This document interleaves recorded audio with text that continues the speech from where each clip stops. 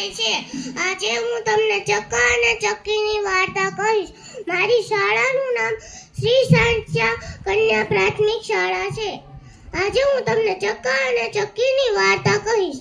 એક હતી ચક્કી અને એક હતો ચક્કો। ચક્કી લાવી ચોખાનો દાણો અને ચક્કો લાવ્યો મગનો દાણો। બેય થઈને કરી ખીચડી।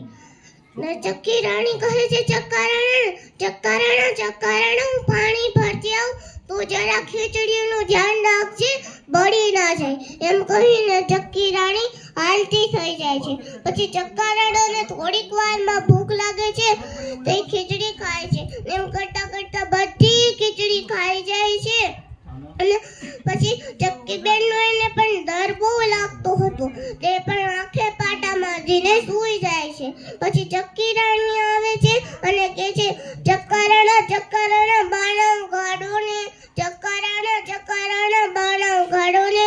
તો ચક્કા રાણાએ કહ્યું કે નાના મને તો આંખ દુખી છે ને, એટલે હું તો આંખે પાટા બાંધીને સૂઈ ગયો છું, તમે જાતે ઉગાડીને જોઈ આવો। એમ કહીને તે તો હળવે એકદમ હાંડો મૂકે છે અને બારણું ખોલી નાખે છે અને પછી અંદર આવી જાય છે।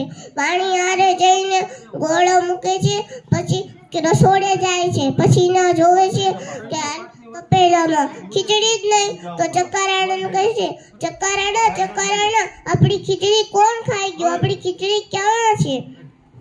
તો ચક્કા રાણા કહે છે કે આ ખીચડી રાજાનો કાળો કૂતરો આવ્યો હશે ને તો તે ખાઈ ગયો હશે, મેં તો નથી ખાધી ખીચડી।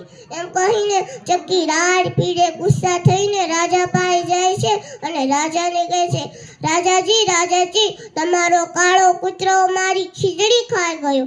એમ કહે છે તો રાજાજી રાડ પીડે ગુસ્સા થઈને કાળા કૂતરાને બોલાવે છે, હે કાળિયા કૂતરા, ત્યાં ચક્કી બેનની ખીચડી ખાધી છે તમે?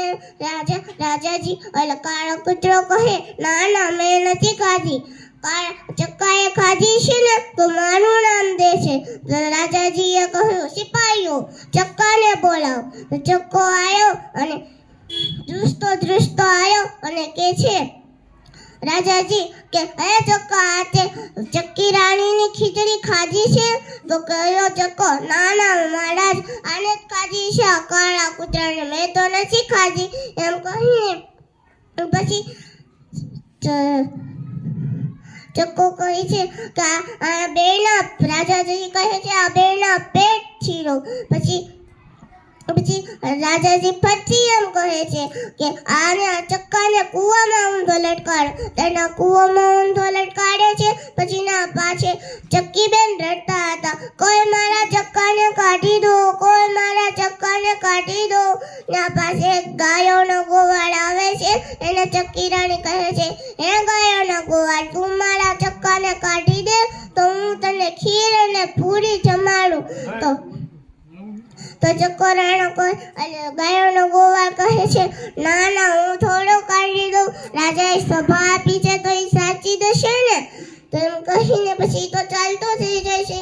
એ બધું એક ઉપર વાંદરી બેઠી જોતી હતી, તો છલાંગ મારીને નીચે આવે છે અને કહે છે ચક્કી રાણી હું તમારા ચક્કાને કાઢી દઉં તો તમારે પણ મને ખીર અને પૂરી જમાડવી પડશે। તો ચક્કી રાણી આસુડા લૂસતા કહે છે કે મારા ચક્કાને કાઢી દઉં। એમ કહીને પછી ચક્કાને કાઢે છે ને બે શુક્રિયાલા કહે છે।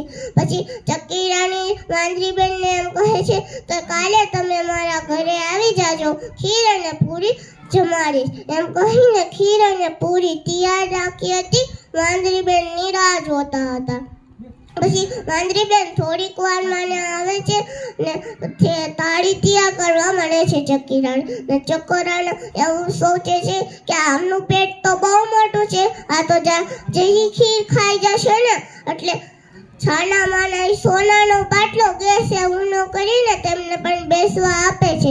વાંદરી બેન જ્યારે બેસવા જાય છે તો બોલે છે ખીર ના ખાધી દાદી, હું તો ખીર ના ખાધી દાદી। એમ કહીને પછી લાડ પીળેથી ગુસ્સા થઈને ચક્કી એમ બોલે છે કે એ ચક્કા આ તો આપણા મહેમાન છે, એમને થોડું એમ કરવું જોઈએ।